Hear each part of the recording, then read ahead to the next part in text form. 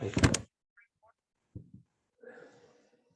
Estamos a principio del semestre, profe, todavía no nos damos cuenta.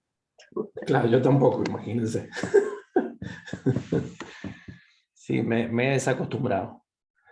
Bueno, yo les decía que había objetivos de política económica, que generalmente los principales son la inflación, o sea, que la inflación esté estable o bajar la inflación, la desocupación o el nivel de empleo, o sea, que baje la desocupación o que el país esté en un nivel de empleo alto. Se considera con el 5% que el nivel de empleo, o sea, que es pleno empleo, en general, en todos los países, no solamente acá. Y el tema del PBI, o sea, el crecimiento del país, que se mide a través del Producto Bruto Interno en todos los países, salvo Estados Unidos, que mide el PBI, pero también mide el Producto Nacional Bruto, que es lo que producen las empresas norteamericanas en cualquier lugar del mundo. Y a diferencia del PBI, que es lo que produce cualquier empresa dentro de Estados Unidos, sea norteamericana o no sea norteamericana. ¿Sí? Entonces, todos los países miden el PBI, o sea, por ejemplo, ¿qué es lo que se produce en Argentina dentro del país? Ya sea por empresas argentinas o por empresas extranjeras. ¿Sí? O sea, lo que se produce acá adentro, digamos. Y bueno, en Estados Unidos miden las dos cosas, el PBI y el Producto Nacional Bruto, porque bueno, hay muchas empresas que están ubicadas en China, entonces miden el Producto Nacional Bruto para que no se le escape tanta producción. ¿Sí? Bien. Entonces, bueno, están teniendo esos indicadores que les digo, o sea, o esos objetivos de política económica principales, que son los tres que les mencioné, el Estado tiene políticas o desarrolla políticas que van a propender a o contribuyen a lograr esos objetivos. Y para eso tenemos la política, por ejemplo, la política fiscal y la política monetaria. Son las dos principales, aunque está la política cambiaria, la política de oferta, etc. ¿Sí? Pero la política monetaria es una de las políticas estatales más importantes y es llevada a cabo por el Banco Central, ¿sí? Supuestamente con independencia, que no es así, porque también en parte tienen que estar alineadas con los objetivos de política económica que no los establece el Banco Central. En otros países como que el Banco Central opera como, digamos, que es el que cuida la cantidad de dinero y el que cuida la inflación. Básicamente así sería. ¿Sí? Como un regulador económico. Claro, como un regulador, pero del tema de la inflación. Entonces, cuando se escapa la inflación, en otros países, cuando se escapa la inflación, como pasó ahora en Estados Unidos, porque se va al 5% anual, ¿sí? 8%, supónganse. Nunca la inflación que tenemos acá, o sea, no es habitual la inflación de más de o sea, que sea de 2 dígitos, digamos. Entonces el Banco Central actúa tratando de regular la cantidad de dinero con el tema de la tasa de interés y de esa manera trata de que la inflación permanezca en niveles adecuados, ¿sí? Que para otros países niveles adecuados el 1, el 2%, ¿sí? Bien. Sabrán que por acá nivel adecuado, ya si tuviéramos 15 estaríamos chocho de la vida, ¿sí? Bien. Bueno, entonces la política monetaria son las acciones que realiza el Banco Central para controlar la cantidad de dinero, la tasa de interés y las condiciones crediticias. Para eso tiene algunas herramientas, ¿sí? Que son las siguientes. Después vamos a agregar el tema de las tasas de interés y las condiciones crediticias. Pero básicamente, el Banco Central tiene estas tres herramientas, ¿sí? Los encajes legales, que un poco ya hablamos, las operaciones de pase y redescuento, son los préstamos que otorga el Banco Central, y las operaciones de mercado abierto, que es la emisión de letras o notas del Banco Central. ¿Sí? Entonces, con esas tres herramientas, el Banco Central hace política monetaria, diseña su política monetaria, que puede ser de dos tipos. Puede ser una política monetaria expansiva, para tratar de ampliar la cantidad de dinero, ¿sí? O puede ser una política monetaria restrictiva para tratar de reducir la cantidad de dinero, ¿sí? Y por esas dos vías tratar de lograr algún objetivo económico en particular. Si expandimos, trata de lograr que el país crezca o que la desocupación baje, ¿sí? Y si la restringe, trata de lograr que la inflación se mantenga en niveles adecuados, ¿sí? O se reduzca. Entonces, bueno, los encajes legales, un poco, ya lo vimos, hablamos del 20%, que era el encaje legal a nivel mundial por las normas de Basilea, que es el porcentaje de depósitos que los bancos no pueden prestar, ¿sí? Le entraron 100 millones, si el encaje es el 20, puede prestar hasta 80 millones. Y 20 los tienen que guardar o los tienen que reservar para que si los clientes van a sacar la plata, el banco correspondiente tenga el dinero para devolver esos depósitos, ¿sí? Entonces, bueno, el Banco Central opera a través de esos encajes, aumentándolos o disminuyéndolos, ¿sí? Por ejemplo, por encima del 20 o por debajo del 20, o según el momento del país, la tasa en que esté, la tasa de encaje que se sitúe en ese momento, tratando de disminuirla o aumentarla como, con el objetivo de regular la cantidad de dinero que hay en el mercado, ¿sí? Entonces, por ejemplo, si la tasa de encaje está en el 25%, ¿qué tiene que hacer el Banco Central si tiene una política monetaria restrictiva? Subirla. Subirlo. Si tiene una política monetaria restrictiva, va a subir el encaje, exactamente, para que de esa manera los bancos tengan menos dinero para prestar, y lo que vimos el otro día en el cuadrito, para que, digamos, el dinero no gire con tanta velocidad, ¿sí? No haya dinero circulante. ¿Cómo? Que no haya tanto dinero circulante en ese caso. Claro, que no Sería haya eso. tanto dinero circulante y que no, digamos, no camine entre las personas, que no gire entre las personas en forma rápida, ¿sí? A través de los depósitos que se van haciendo, como vimos el otro día en el cuadrito. Esos depósitos originan nuevos préstamos, y los nuevos y así el dinero va circulando más rápidamente, ¿sí? Entonces, si quiere una política restrictiva, va a aumentar el encaje. Por ejemplo, del 25 lo va a llevar al 28. Y va a sacar 3 puntos de circulación, un 3% de circulación, para tratar de que disminuya la cantidad de dinero y de esa manera, por ejemplo, tratar de luchar contra la inflación. Bien. Luego, si tiene una política expansiva, va a hacer todo lo contrario, ¿sí? Tiene una política expansiva, va a disminuir ese encaje, por ejemplo, el 25 o el 21, y de esa manera los bancos van a tener más posibilidades de prestar dinero, y de esa manera la gente va a acceder al crédito más fácilmente y va a poder desarrollar la actividad económica en forma más clara, ¿sí?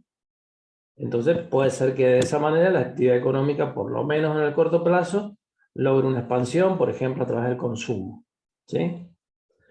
Obviamente no es tan simple el tema de los encajes, no es decir, bueno, lo llevamos al 25 al 28, lo llevamos al 25 al 21. ¿Por qué?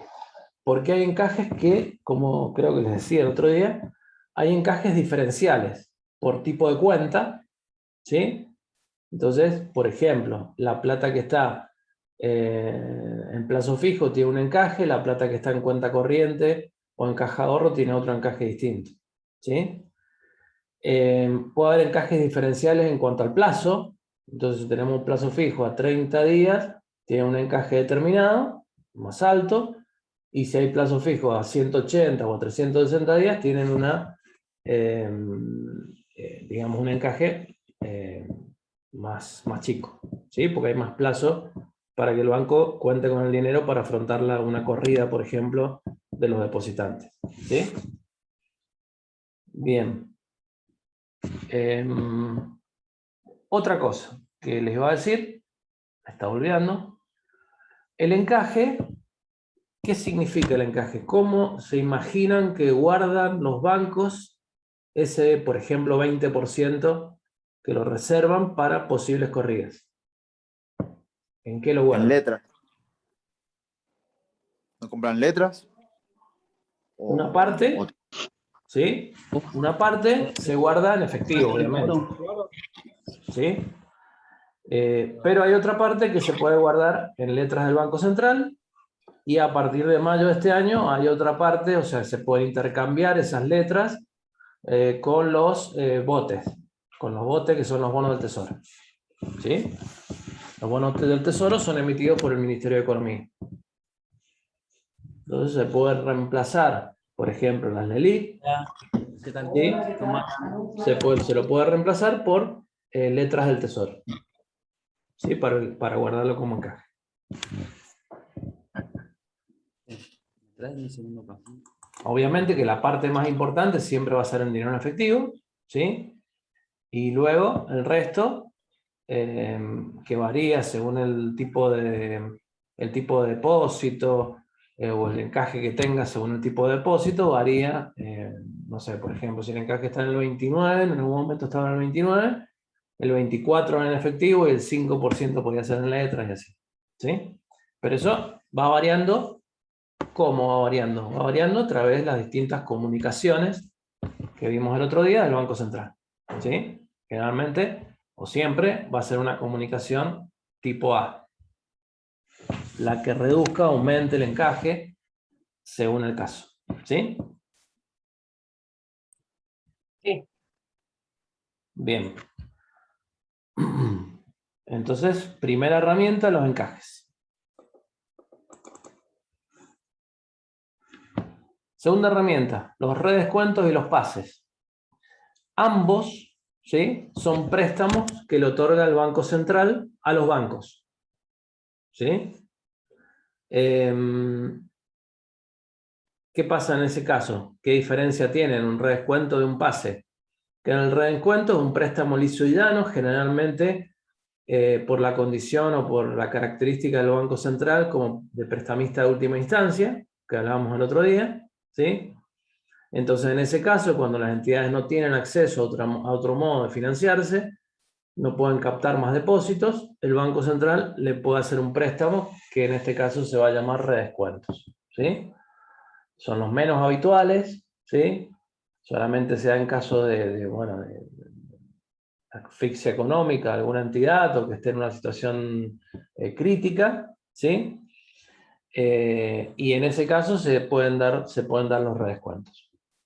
Generalmente lo que... Profe, Sí. una pregunta. Esto fue un poco lo que pasó con la Fed en Estados Unidos después de la burbuja inmobiliaria, que salió a prestarle plata a los bancos que más desfalcados estaban. Sí, sí, sí. Sí, eso pasó. Sí, les prestaron un poquito de plata, les prestaron un montonazo. Sí, no, un montón, fueron miles de millones. Plata Sí, que sí. nosotros no vamos a ver nunca junta en nuestras vidas. No. Bueno, si vos vas de jefe de tesorería en algún momento, vas a ver mucha plata. No tanta, pero vas a ver mucha plata. No, profe, pero los nuestros son papelitos de colores. Olvídese, no es lo mismo. No, no, ya sé que no es lo mismo. Yo he hecho reemplazos de caja, nunca de tesorería, pero sí de caja y son papelitos de colores, ¿no? Y animalitos ahora. También. Claro, son simpáticos además. Bien. Todos los redescuentos y los pases, ahora vamos a ver qué son los pases, son operaciones de corto plazo. Es decir, nunca va a haber préstamos de un año que le dé el Banco Central a un banco, ¿sí? Sino que son préstamos de corto plazo. El corto plazo es menos de 30 días en general. 7 días, 3 días, 2 días, 10 días, hasta 30 días, ¿sí? Entonces, bueno, tanto los redescuentos como los pases tienen esa característica que son de corto plazo. ¿Qué son los pases? Lo mismo que los redescuentos, son préstamos, ¿sí? Del Banco Central a los bancos, en donde se da que como los bancos tienen títulos, como tienen la LELIQ, por ejemplo, se da que el Banco Central le presta plata a un banco y el banco le vende, ¿sí? Las letras de liquidez, o sea, las LELIQ. Al vencimiento, supóngase que es a los 7 días, el Banco Central le devuelve las LELIQ, ¿sí? Y el banco le paga al Banco Central con una tasa de interés, ¿sí? Entonces, bueno, se dan esas situaciones.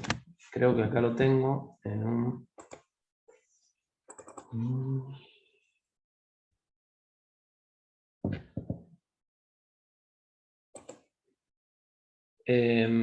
Bueno, en los pases, el banco le da los títulos al Banco Central, le vende los títulos con la obligación del Banco Central de revendérselos al vencimiento. El Banco Central le presta plata y al vencimiento de la operación pasa lo contrario, ¿sí? El Banco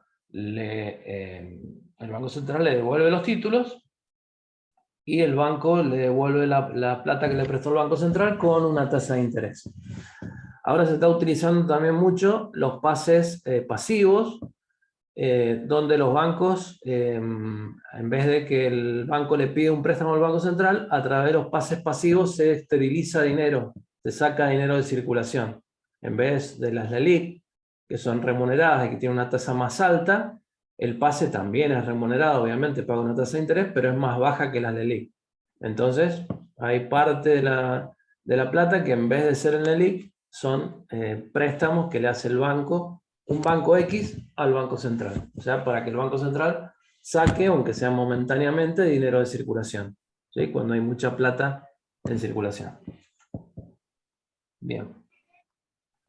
Acá no hay nada, o sea, acá hay en redescuento, hay una operación lisa y llana de préstamo y devolución de ese préstamo, donde va a haber capital, donde el banco le va a pagar al Banco Central capital más intereses. En este caso, también le paga capital más intereses, pero hay títulos que vendrían siendo como en garantía, ¿sí? Del préstamo. Bien. Vamos a volver momentáneamente al PowerPoint. Y vamos a ver las operaciones de mercado abierto, que son la emisión de letras y notas por parte del Banco Central, ¿sí? Donde va a comprar o va a vender títulos públicos. Los títulos públicos que emite el Banco Central se llaman letras o notas. En la actualidad, como les dije siempre, como les dije desde la primera clase, las LELIQ son las letras de liquidez que emite el Banco Central para sacar dinero de circulación. Y después también el Banco Central puede emitir notas, que generalmente se llaman NOVAC, notas del Banco Central, ¿sí? Y de esa manera también puede sacar dinero de circulación. Generalmente las LELIQ, esas notas, tienen un vencimiento que no es a tan largo plazo, no es de muy corto plazo, a veces sí, pero puede llegar hasta los 2 años de vencimiento, esas letras. En general depende del mercado, depende de la situación, lo que acepten los bancos, pero puede haber letras de liquidez, LELIQ, que vayan 90 días, 180 días, hasta cerca de 1 año, por ahí, en este momento, ¿sí?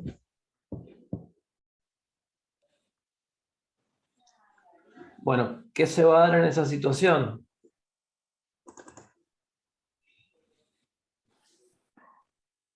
¿Qué pasa cuando el Banco Central emite esas letras o notas? En este caso ya no son más las LELIQ. Ah, sí, las LELIQ, creía que decía LEVAC.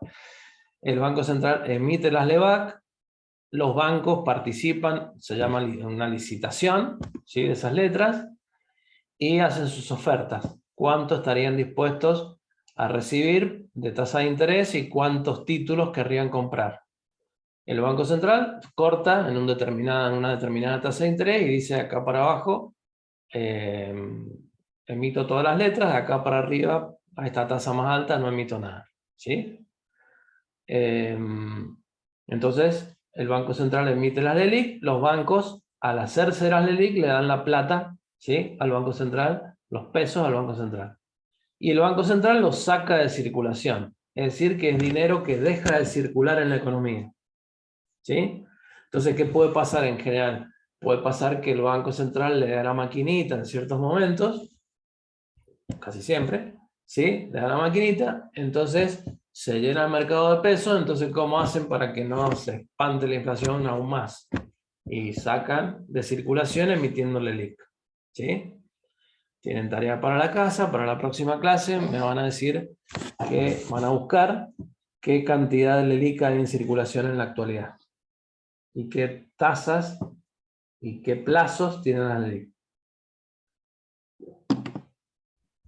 ¿Entendido? Sí, profe, Sí, profe. con ese dinero que dejan, o sea, que sacan de circulación, ¿qué se hace? No sé si es tan literal o no Sí, sí, termino de entender. literal. Sí, no sé ahora, en su momento se destruían los pesos directamente. Ah, se destruye también. Ahora no creo que lo hagan porque no da abasto la maquinita. Pero Ah, en su momento se lo sacaba de circulación y lo destruía. bien. Bien. Bueno, ¿qué pasa en esta situación cuando el Banco Central emite el ELIC? Y va a disminuir la cantidad de dinero que hay en el mercado, va a disminuir la oferta monetaria. ¿Sí? Y si disminuye la oferta monetaria, ¿qué pasa con la tasa de interés? Sube. Aumenta. Aumenta. ¿Sí? Lo que pasa es que acá se dan 2 o 3 circunstancias conjuntas. ¿Sí? Se le dio la maquinita, ahí se expandió la base monetaria, hay mucha plata en circulación, y después con la LELIC se sacó una partecita de eso que se había emitido. ¿Sí? Entonces, en definitiva, el efecto, hay que ver qué efecto tiene, digamos. Pero básicamente, si el Banco Central lo único que quiere hacer es sacar plata de circulación y no está todo el tiempo emitiendo, ¿sí? Entonces, en ese caso, actúa de esa manera, disminuye la oferta monetaria y aumenta la tasa de interés, ¿sí? En este momento, la tasa del ELIC está alrededor del 38% anual. Lo que me tienen que decir es que si cualquier plazo paga el 38% o hay determinados plazos que pagan más o menos. ¿Sí? Entre las cosas que les pregunté que tienen que hacer. Profe, los plazos son los 30 días del mes, ¿no? De las LELIC.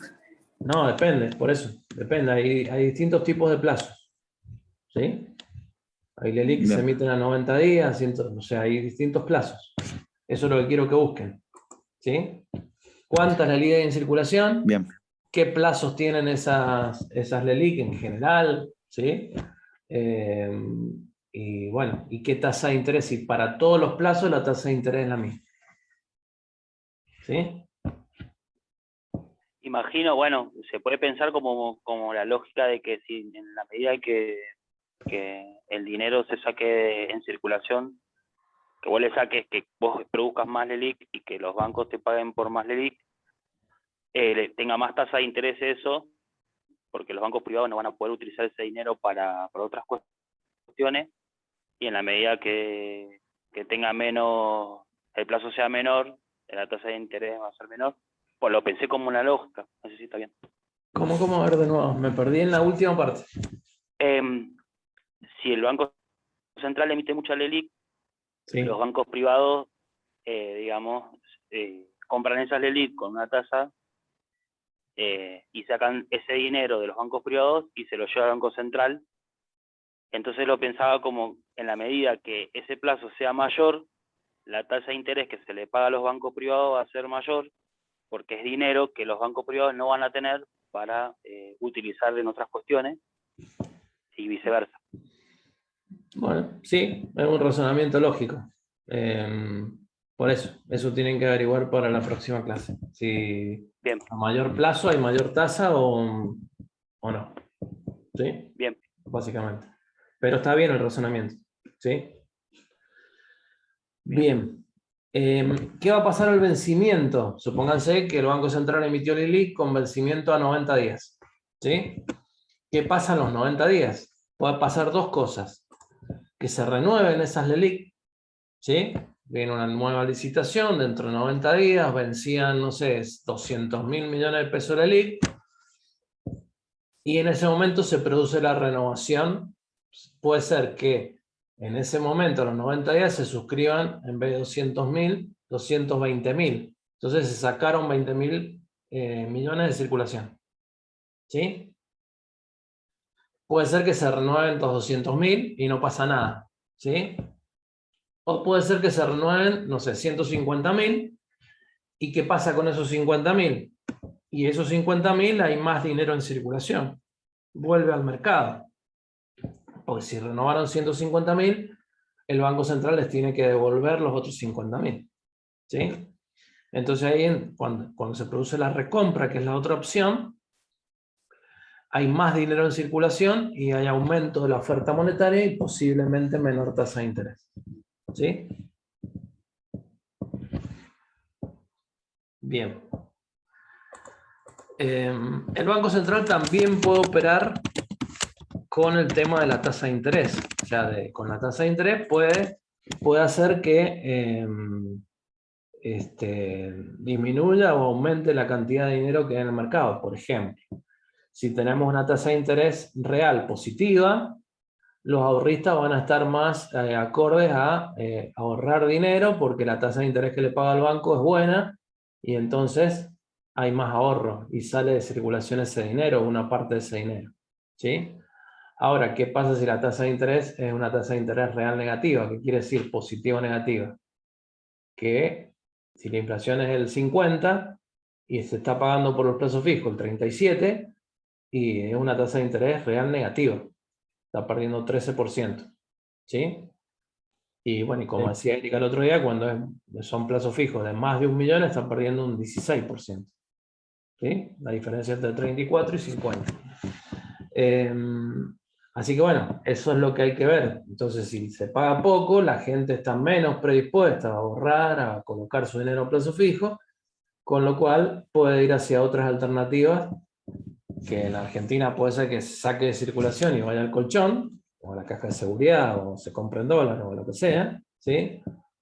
O puede ser de que se vuelque, que no es muy habitual acá, que se vuelque la actividad económica, porque no conviene tener esa plata con que pague una tasa de interés que es real negativa, y por ahí es mejor volcarlo a la actividad económica y de esa manera ganar plata, ganar más plata, ¿sí?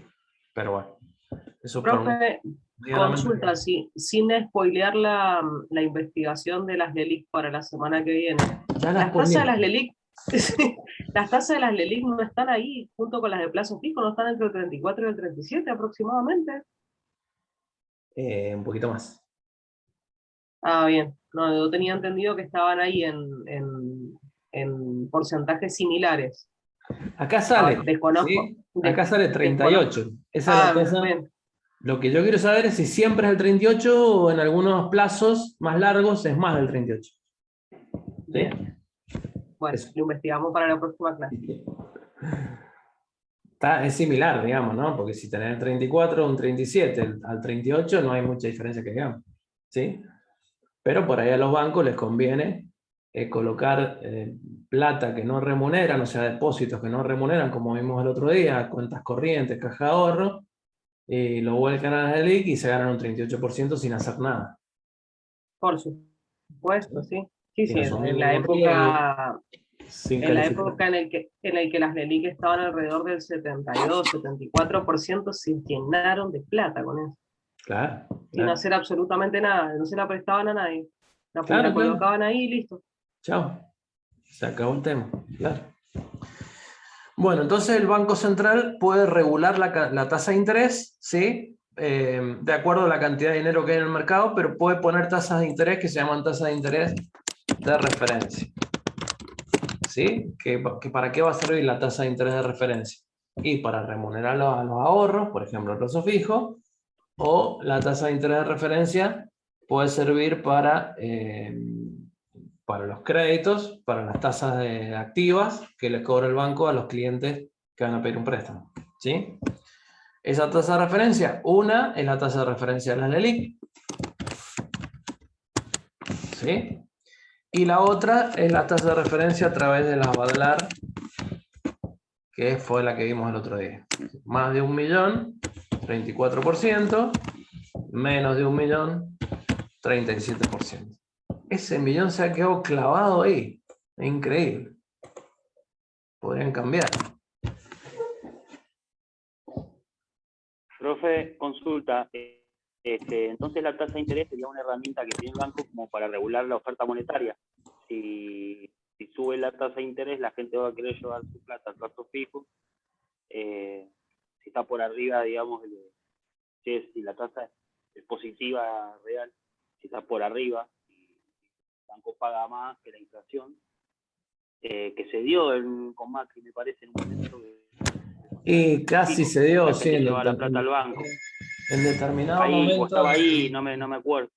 en el 18 o en el 19, se dio más o menos esa situación.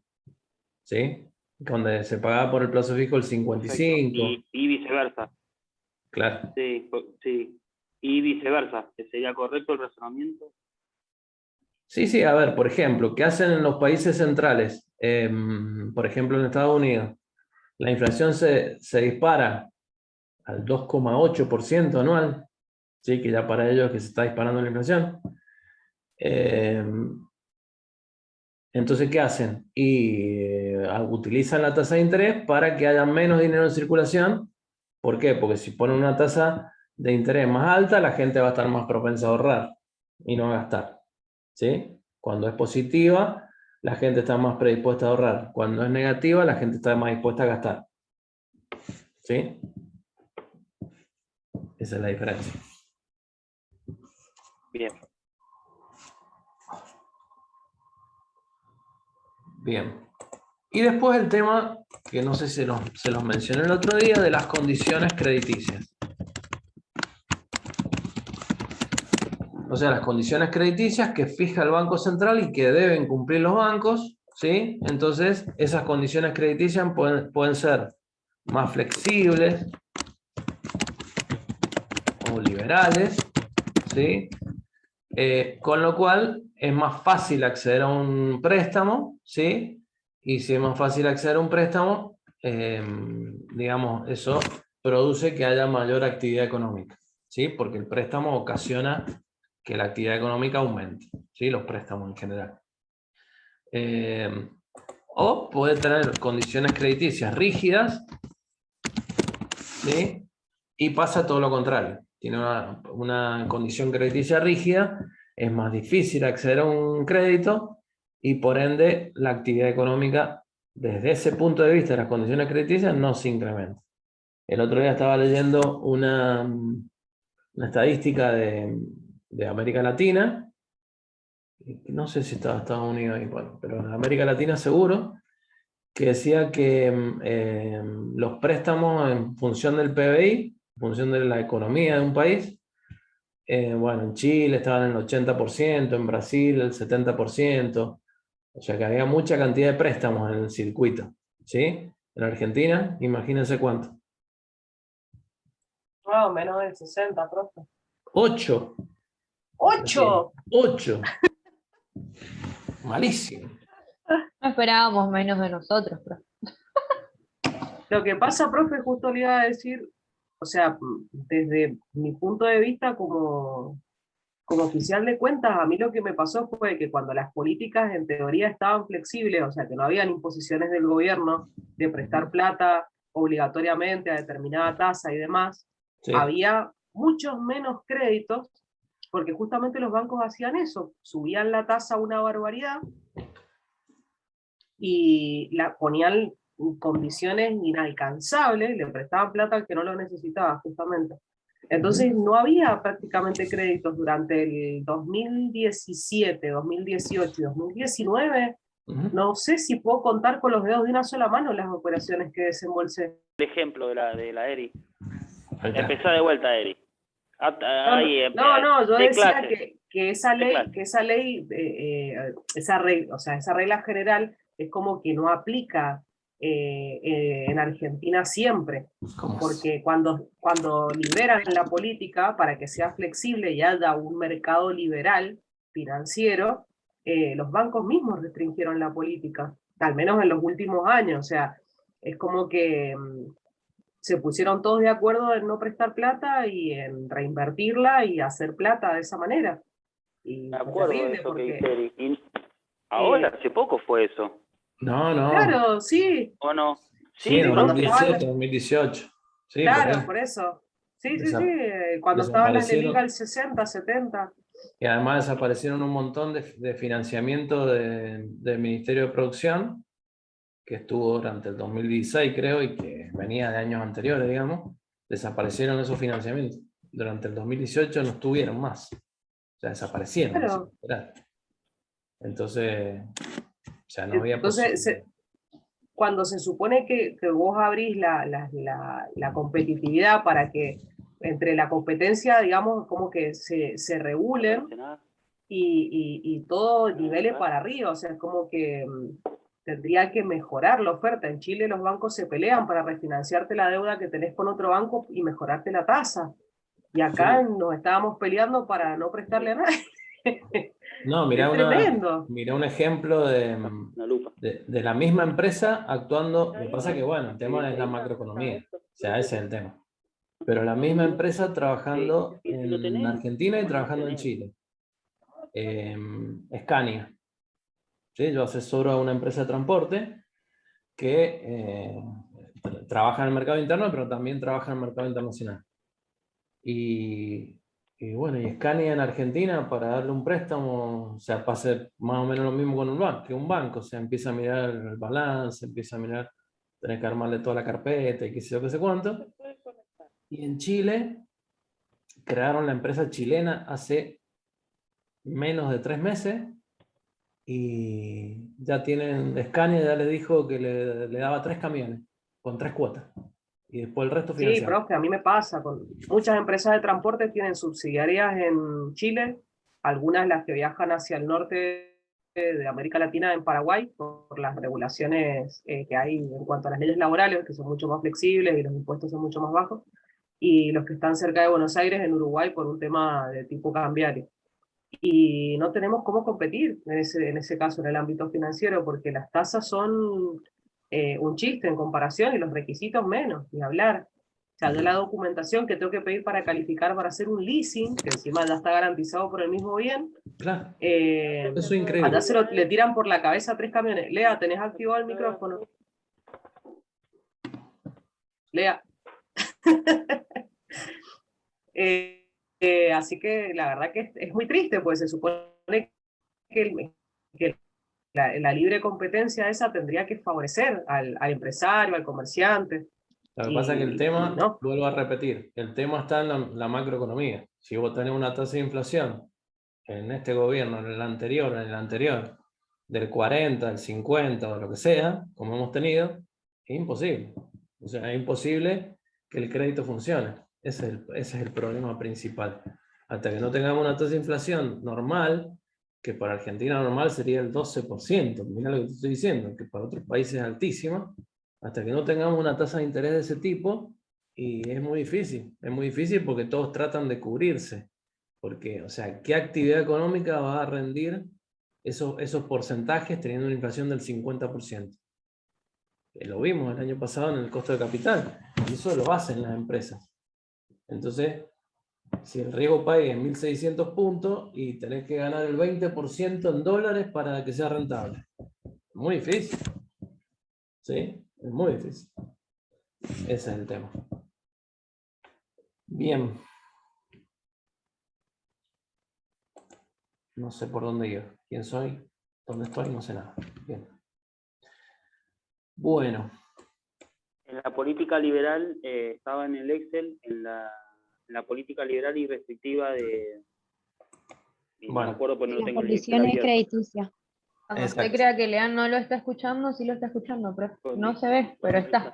Claro, claro. Estoy. Ya sé por qué puso Flor el militar ese en el sticker.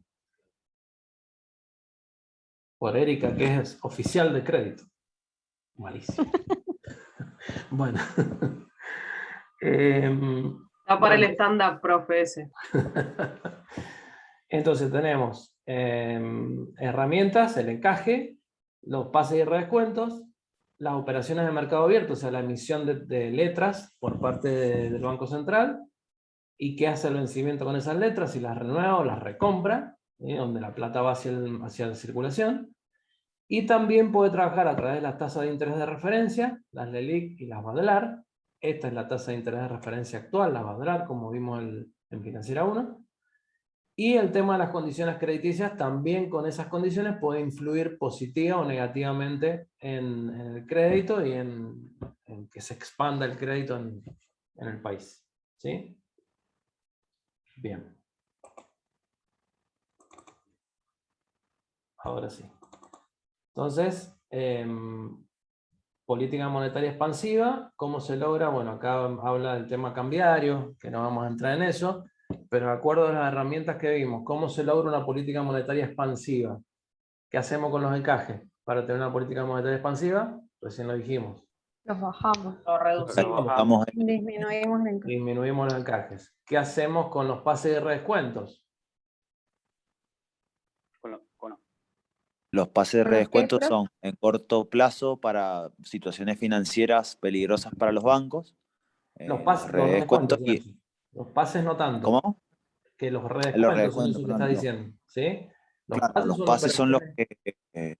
que compran títulos públicos a un banco con la posibilidad de reventa, se comprometen a revenderlos. Bien. Entonces una política expansiva sería tener una política de pases y redescuentos liberal, ¿sí? Otorgar muchos pases y redescuentos y de esa manera tener una política monetaria expansiva. Y con el tema de las LELIC, ¿cómo sería una política monetaria expansiva? Y reducir las LELIC, emitir pocas LELIC. Si emitimos, ¿qué va a pasar? Porque si emitimos poca, va a haber poca oferta, entonces en realidad el Banco Central de la Nación Argentina no va a sacar tanto dinero de circulación, porque los bancos privados no van a adquirir tantas LELIC. En la medida que el Banco Central de la Nación Argentina emita muchas LELIC, los bancos privados van a adquirir más LELIC con tasa de interés, por ende el Banco Central va a adquirir más dinero y lo va a hacer más. Se escucha medio bajo.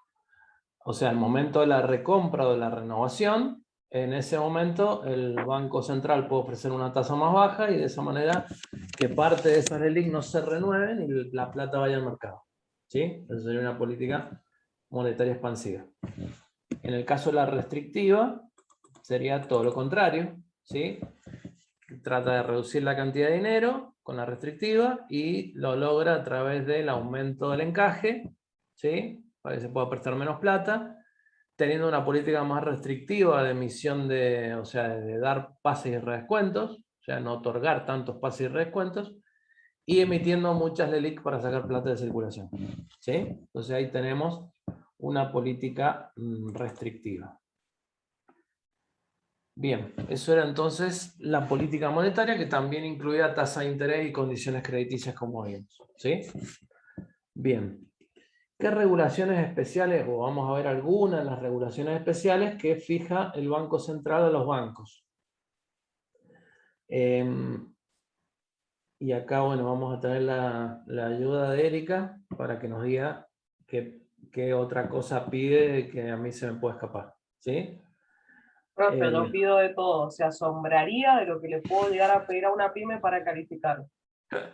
Bueno, ya vamos a ver, ahora entramos en eso. Entonces, ¿qué son las regulaciones especiales? Son normas que deben cumplir las entidades financieras para distintos tipos de actividades. Por ejemplo, para otorgar un crédito, por ejemplo, para guardar más plata o menos plata a través del encaje. En cuanto a los capitales mínimos, o sea, el patrimonio neto mínimo que tiene que tener la entidad en función de los depósitos que capta. En cuanto a los límites crediticios, hasta dónde puedo otorgar créditos a una empresa, por ejemplo. En cuanto a la razón de endeudamiento, ¿sí?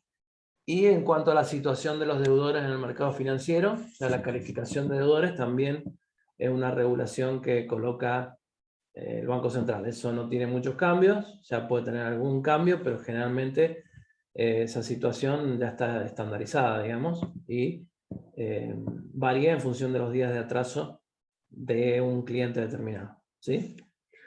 Entonces, vamos a las regulaciones crediticias. ¿Qué serían las regulaciones crediticias? Y todos los requisitos que le tiene que pedir el banco a un cliente, y acá vamos a dejar explayarla, que tiene que pedir el banco a un cliente para poder armar la carpeta o el legajo crediticio y de esa manera poder otorgarle un préstamo, por ejemplo. Simplemente, por ejemplo, para girar en descubierto, que es un tipo de préstamo también. ¿Sí? Entonces, tiene que armar la carpeta crediticia, que básicamente, ahora la hacemos en terminología Erika, básicamente tiene que ver con la parte impositiva, ¿sí? Pedirles cumplimiento impositivo que va teniendo el cliente. Tiene que ver con las condiciones de, o sea, los contratos o la forma de constitución de si es una sociedad. Entonces le va a pedir el contrato social, si es una SRL, le va a pedir el estatuto, si es una sociedad anónima. El tema contable, los balances, el estado de situación patrimonial, el estado de resultados, o sea, todos los estados contables Los flujos de fondos proyectados en el caso de que el endeudamiento sea a largo plazo. Bien, eso Y también. les pedimos aperturas de los rubros post balance para calcular los ratios, para ver cómo viene la tendencia de la empresa. Generalmente se piden 2 balances para calificar, o si el balance tiene la información del periodo anterior, con uno solo es suficiente, y toda la info post balance, incluida lo que es cuentas por cobrar, con el plazo promedio de cobranza, y cuentas por pagar para ver cómo, si la empresa va a poder hacer frente a las obligaciones en el corto y en el largo plazo. Bien. Y ahora actualmente se mira mucho lo que es el endeudamiento impositivo también, porque hay muchas empresas que se han venido financiando con planes y tienen pasivos importantes de planes y demás con AFIP. No, También lo están mirando y están pidiendo información sobre eso en algunos casos, no me digas. cuando es mucho. Malísimo. Sí.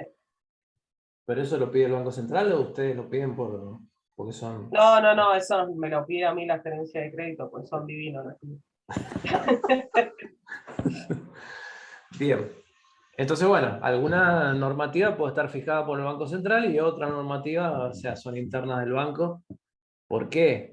¿Por qué una normativa más restrictiva en muchos casos de los bancos? Porque si los clientes se atrasan en los pagos, el banco tiene que previsionar, tiene que mandar a pérdida parte de ese crédito que le dio al cliente, ¿sí? Entonces, por eso la restricción que ponen los bancos, por ahí adicionales, como contaba recién Erika, a la normativa del Banco Central, ¿sí?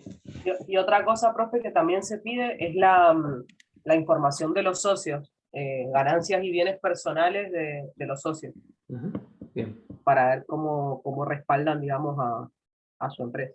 Autónomos no.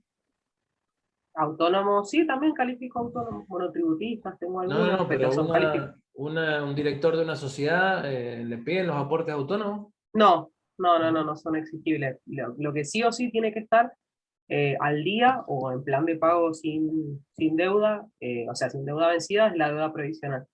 Si el cliente tiene deuda previsional, no puede acceder a ninguna línea de crédito ni renovaciones tampoco. Bien. Profe, le hago una pregunta fuera de este. ¿El autónomo es una figura diferente al responsable en cripto y al monotributista? Y el autónomo se da en el caso de que sea una sociedad, o sea, cuando es un responsable en cripto que se excede y ya no puede ser monotributista. Entonces, en ese caso, tiene que pagar autónomos para la jubilación, digamos. Bien. Para su propia jubilación. Perfecto. Gracias. Bueno, muy bien. Entonces, esas son las regulaciones crediticias. O sea, todos los requerimientos que va a pedir el banco, que en general son pedidos por el Banco Central, para armar la carpeta o el legajo crediticio de cada cliente. ¿Qué pasa si se hacen, si el Banco Central hace auditorías por muestreo y ve que en alguna carpeta de crédito falta algún elemento obligatorio? Multa. ¿Alguna sanción? Para el banco. Bien. Multa para el banco, pero también tiene que... ¿El Banco Central? Para el banco que no tiene la carpeta crediticio completa. Claro, por eso es una multa del Banco Central Hacia el banco. Sí. ¿Hacia quién? ¿O es una multa al banco? No, al banco, No, porque el banco es el que al debe banco exigir. ¿De quién? El Banco ¿Quién le hace la Central, multa? el Banco Central le hace una multa al banco que tiene la carpeta incompleta Claro. del cliente X. Y Claro, eso, está bien. exige la regulación, la regularización de esa documentación en un plazo estipulado. Sí o sí tenés que presentar la documentación para respaldar esa operación. Si no, también hay otra multa después. Ok. Bien, entonces, por eso también los bancos solicitan toda la documentación para armar ese legajo crediticio, porque si falta alguna documentación exigida por el Banco Central, tienen multa que le coloca el Banco Central. ¿Sí? Así que bueno, si persiste la situación, además tiene que mandar a previsionar parte de ese crédito. ¿Sí? O sea, también tiene que mandar a pérdida. ¿Qué es lo que se manda a pérdida? Lo que va a ganancia, en el caso de un crédito que otorga el banco, lo que va como una ganancia son los intereses. ¿Sí? No la totalidad del crédito. Son los intereses que va a ganar el banco o que va devengando el banco por esa operación. ¿Sí? Entonces, si falta algún elemento de la carpeta crediticia, lo que hay que hacer es mandar a previsionar parte de sus intereses, no el crédito completo. ¿Sí? Salvo que sea una situación irreversible. Pero si no, es parte de sus intereses. Lo que se mandó a ganancia, después va a ir como cargo por incobrabilidad cuando haya algún problema con, por ejemplo, la carpeta crediticia, pero sobre todo el tema de la situación de deudores, cuando los clientes empiezan a atrasar en los pagos. ¿Sí? Bien. La segunda norma, bueno, creo que acá, regulaciones crediticias, bueno, acá tiene todo lo que tiene que tener la carpeta, o parte de lo que tiene que tener, pero bueno, ya tuvieron de primera mano lo que están pidiendo en la actualidad, por lo menos un banco, ¿sí? Entonces, bueno, a lo que dice por acá, también hay cosas que también el banco tiene que pedir. Pero básicamente sería información contable, información proyectada, como dijo Erika, los flujos de fondos, ¿sí? Información personal, contratos constitutivos, etc. Y información impositiva, ¿sí? Entonces, con esa información y con todo el detalle que nos dio Erika, van a armar la carpeta de crédito o el legajo crediticio, ¿sí? Bien. Bueno, los requisitos mínimos de liquidez están relacionados con los encajes, que también vimos. Entonces, el Banco Central va a establecer los encajes que van a ser, ya les dije antes también, que van a ser distintivos de acuerdo a los distintos tipos de depósitos, ¿sí? Y a los distintos plazos en cada uno de esos depósitos. Entonces, para posibles corridas bancarias, el banco tiene que guardar parte de esos depósitos como encaje para afrontar esas posibles o esas potenciales corridas bancarias. Y tiene que presentar mensualmente cómo ha mantenido guardados esos fondos. Obviamente, hay una cuenta corriente que tienen los bancos en el Banco Central que pueden ir depositando en la parte de efectivo en esa cuenta, ¿sí? Y que tiene una pequeña remuneración, que tiene una pequeña tasa de interés.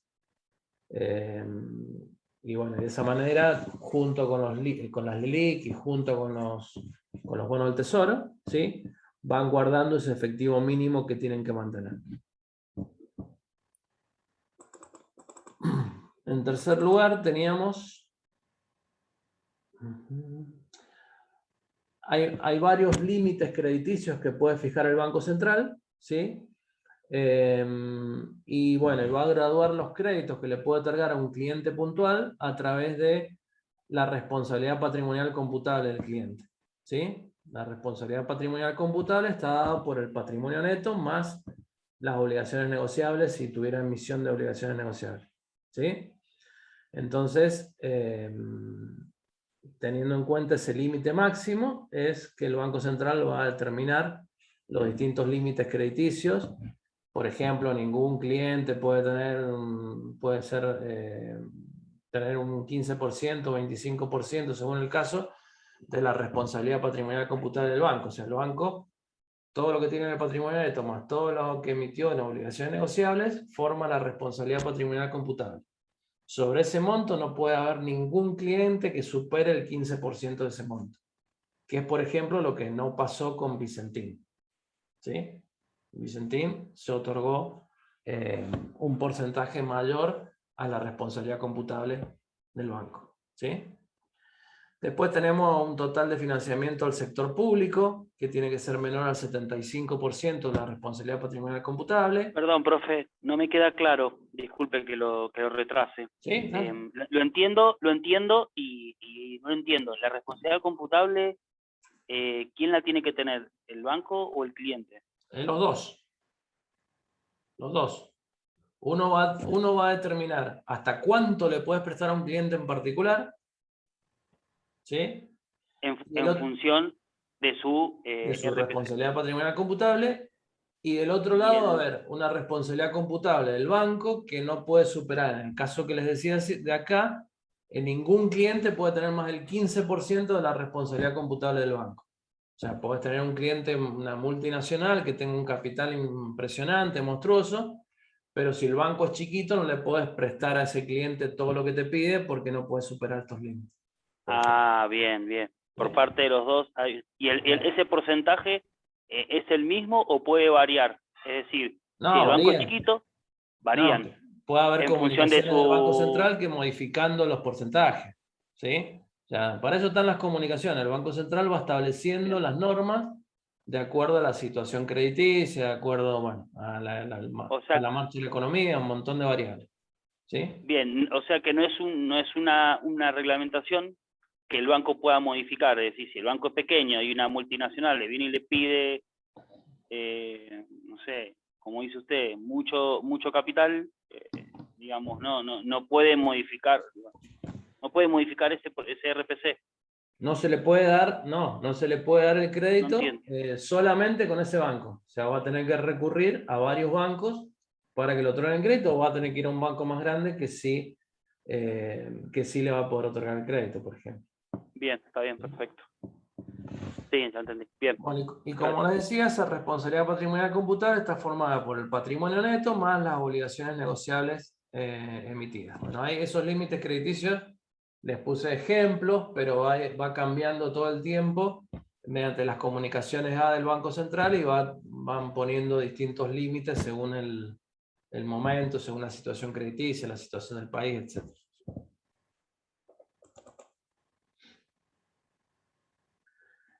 Profe, y en el caso de Vicentín, ¿quién le hizo el préstamo? ¿El Nación? El Banco Nación, sí. Porque nosotros no en la parte de PYME, en PYME no se da, pero en la parte de corporate, por ahí nos han avisado, por la red social del banco, cuando se ha desembolsado algún préstamo muy grande y lo hacen bajo una figura que me quiero acordar cómo se llama y no me acuerdo, en la que 2 bancos o 3 bancos de manera solidaria como que hacen el crédito entre los 3 a la misma empresa. Claro.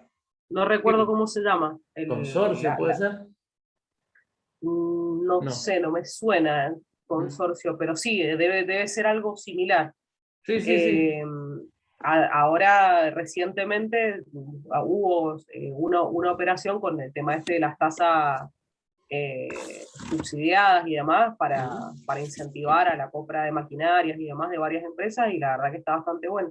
Y en el caso de Vicentín no sabía que había sido solo el Nación. No, también estaba el Banco Provincia, pero el monto más grande fue el Banco Nación, que incluso le prestó en noviembre cuando ya habían perdido las elecciones. Siguió prestando plata.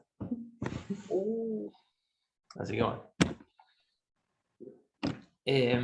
Así que bueno, eso es la responsabilidad patrimonial computable.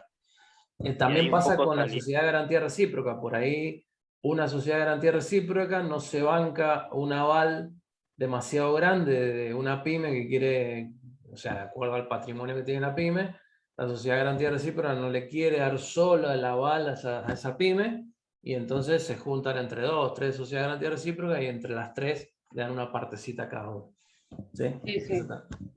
Eso también está previsto. Bien, el tema de capitales mínimos. El otro día vimos que en el balance de un banco tenemos el pasivo mucho más grande que el patrimonio neto. ¿Sí? ¿Cómo se podía incrementar ese pasivo? Dijimos. Dando préstamo. No. ¿No? No. Depósitos. Tomando depósitos. Tomando depósitos. Captando más depósitos. ¿Sí? Captando más depósitos. Entonces, ¿Qué forma tiene el Banco Central de determinar, bueno, vos podés captar depósitos Banco X hasta tal monto y no podés captar más de ese monto, fijando el capital mínimo que puede tener el banco? Entonces, el patrimonio neto que puede tener el banco. Entonces, si el banco quiere captar más depósitos y está cerca del límite, va a tener que hacer aportes de capital para poder captar más depósitos, ¿sí? O sea, va a tener que encuadrar en esa figura de capitales mínimos para poder otorgar para poder captar esos depósitos. Esos capital mínimo tampoco es algo simple, va a variar en función de la cantidad de sucursales. Entonces va a haber bancos que tienen muchas sucursales que van a tener que tener un patrimonio neto más elevado. Va a variar de acuerdo al tipo de entidad. Obviamente los bancos comerciales van a tener que tener un patrimonio neto más grande que una compañía financiera, y una compañía financiera un patrimonio neto más grande que una caja de crédito, por ejemplo, ¿sí? Entonces, de acuerdo al tipo de entidad, es el monto de patrimonio neto que tiene que tener cada una. La ubicación de las sucursales por ciudades no es lo mismo que un banco tenga 50 sucursales y 48 estén en grandes ciudades, ¿sí? ¿Qué quiere decir? Que está en grandes ciudades y que mueve mayor cantidad de dinero, ¿sí? Hay más gente que puede concurrir a ese banco para que le preste plata. Entonces, el patrimonio neto tiene que adecuarse a esas ciudades y a esa cantidad de sucursales que tiene ese banco en esos lugares, ¿sí? Entonces, ahora he leído que los bancos se han clasificado en tipo A, tipo B y tipo C, de acuerdo a estas variables, ¿sí? Entonces, los bancos más grandes están clasificados en la categoría A, entonces en función de eso, es el patrimonio neto que se les exige. Después hay otra serie de bancos más chicos que están en categoría B, y los más chicos todavía están en categoría C, ¿sí? Y en función de eso, es el capital mínimo que tienen que tener las entidades, ¿sí? ¿Qué pasa si no cumplen con esos capitales mínimos? Y el banco se deteriora el patrimonio neto, debe presentar un plan de encuadramiento, ¿sí? Es parecido a lo que recién decía Erika en cuanto a las carpetas. Ya tienen que decir, bueno, cómo se va a encuadrar y cuándo va a conseguir la documentación. Bueno, en este caso sería cuánto va a aportar de capital y en qué plazos para encuadrarse dentro de la regla de capitales mínimos, ¿sí? Por ejemplo, ¿cómo se puede deteriorar el patrimonio neto? A ver, de una entidad bancaria. Generando pérdidas. Claro, cuando una entidad bancaria tiene pérdidas, el patrimonio neto baja, ¿sí? Porque el resultado del ejercicio va a ir al patrimonio neto. Si es pérdida, va a bajar, ¿sí? Entonces, si baja, los depósitos que capta el banco que están comparados con un patrimonio neto que ahora es más chiquito. Entonces, en ese caso, el banco tiene que presentar un plan de encuadramiento para decir, no tiene que aportar el capital ya, ¿sí? Pero puede presentar un plan de encuadramiento para decir, en 30 días voy a aportar esta cantidad de capital, en 60 días tal otra cantidad de capital, y en 90 días voy a estar encuadrado, por ejemplo, ¿sí? Y bueno, de esa manera, y obviamente si no llega a cumplir, multas y todo lo demás, ¿sí? Profe, una consulta. Sí. El aumento del patrimonio neto proviene de los resultados, del resultado del ejercicio, ¿no? Y el resultado del ejercicio serían la diferencia entre la tasa activa y pasiva, los servicios de seguro o otras cuestiones que tiene el banco. Sí, sí, por eso. Cuando es negativo, y el cargo por incobrabilidad, del que hablamos recién, ¿sí? Entonces, Sí. cuando un banco tiene muy atrasados sus deudores, el cargo por incobrabilidad va creciendo. Entonces eso Claro. origina pérdidas en También. el estado de resultado, o le puede originar pérdidas, ¿sí? Entonces ahí el resultado puede llegar a ser negativo y el patrimonio neto se va a empezar a disminuir, ¿sí? Está bien. Sí. ¿Cómo va a lograr restituir su capacidad o la capacidad del patrimonio neto? Y la va a restituir dando vuelta al tema de las pérdidas o aportando más capital, ¿sí? Eso es lo que va a tener que determinar en ese plan de encuadramiento que tiene que presentar el Banco Central ante el Banco Central, y después lo tiene que cumplir, ¿sí? ¿Y si no lo cumple? Multas. Bien. Y si se atrasa, otras multas, y así. Otra multa. Hasta, bueno, y si se atrasa, el Bueno, banco y tiene si que se declarar la atrasa quiebra. más tiempo, O sea, sí, claro, si se atrasa más tiempo, el Banco Central puede llegar a suspenderle la autorización para funcionar por un periodo determinado, sí, ¿sí? sí, Y, sí. y en casos extremos puede llegar a quitarle la autorización para funcionar, ¿sí? O sea, Perfecto. puede mandarlo a liquidación, ¿sí? Bien, estoy siendo bastante extremo, pero Sí, quería sí. ver hasta dónde se llegaba. Sí, sí, a liquidación, puede llegar a liquidar la entidad, como ha Listo. pasado en muchos casos.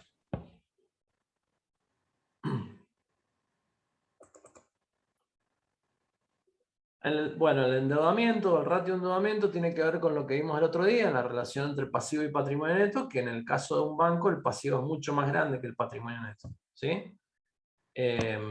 ¿Por qué se fijan estas relaciones de endeudamiento, que también tienen que ver con lo anterior de capitales mínimos? Porque el banco presta dinero que no es de él, sino que son en su mayor parte de los ahorristas, de los depositantes, ¿sí? Entonces, en el caso de que haya una dificultad para una corrida bancaria, por ejemplo, etcétera, tiene que tener el patrimonio neto suficiente como para afrontar esa corrida bancaria, que ya les dije que si es muy extrema, no hay forma que se aguante, pero sí tiene que tener un capital más o menos importante para bancarse una corrida bancaria que le lleve el 10% del depósito, el 15% del depósito, ¿sí? Bueno, y la relación va variando entre el 80 y el 100, y el 90 y el 100. Es decir, el 80% de pasivo en el 100% entre pasivo y patrimonio neto. O sea que el 80% representa el pasivo y el 20% el patrimonio neto. O hasta el 90% de pasivo y el 10% de patrimonio neto.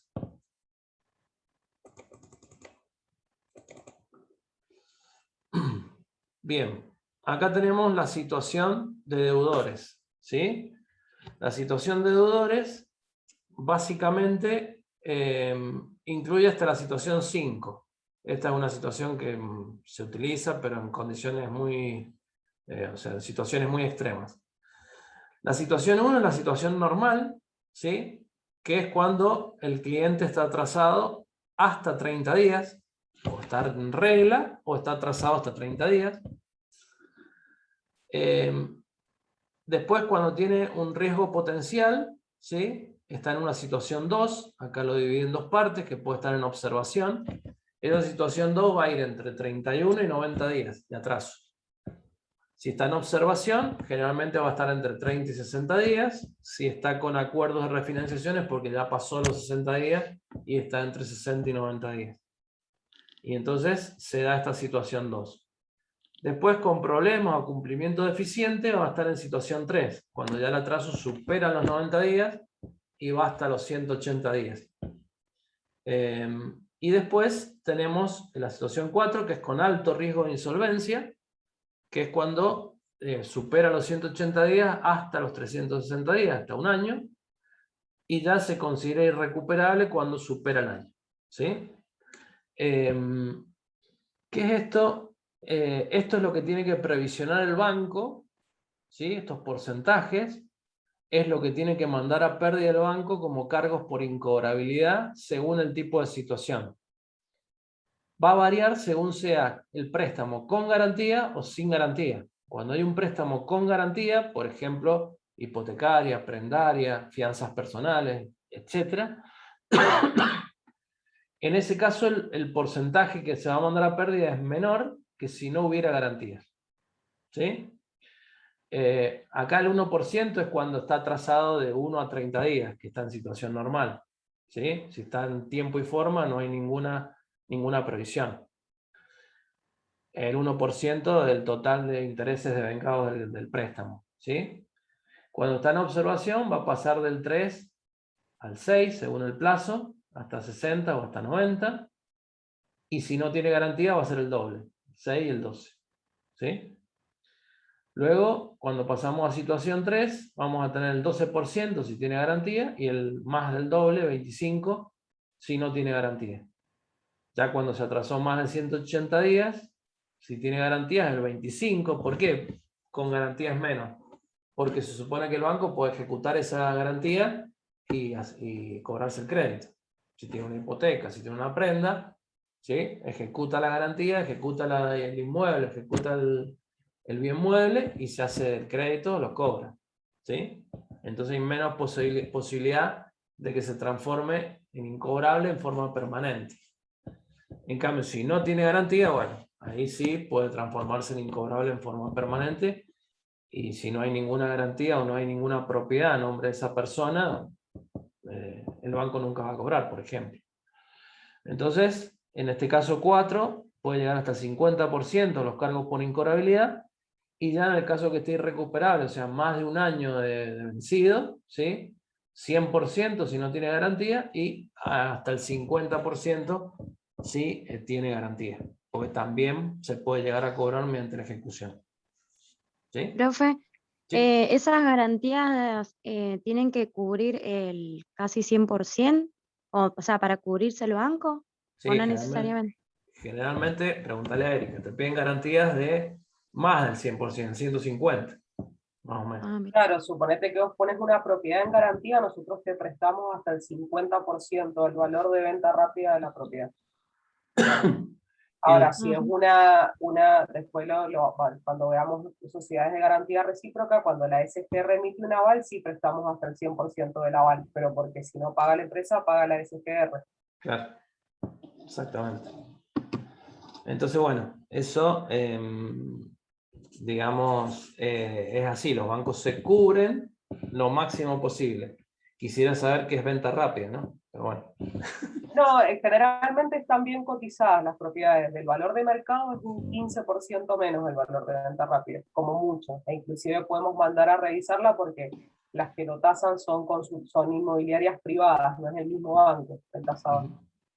¿Y el tasador lo puede manejar la persona o eso lo maneja el banco nada más? No, el banco tiene distintas empresas, Bueno, que son como, digamos, oficiales, que esas son las que nos hacen las transacciones, pero siempre están bastante bien, están dentro de lo que el mismo cliente te dice que vale. Pero hoy está tan caro escriturar, que no conviene hacer una hipoteca abierta para tener un crédito del 50% del valor de una propiedad. Y eso también tiene su lógica porque el negocio del banco no es inmobiliario, es financiero. Al banco no le interesa adquirir propiedades de gente que no pague, sino quiere que pagues el crédito. Te vas a quedar hablando sola, Erika, te comento, pues está por cortar. Bueno. Bueno, no, les decía que llegamos hasta acá, no vamos a empezar con el balance hoy, directamente vamos a empezar el martes, con el balance del Banco Macro, así que bueno, los dejo en libertad. Gracias, profe. Gracias, profe.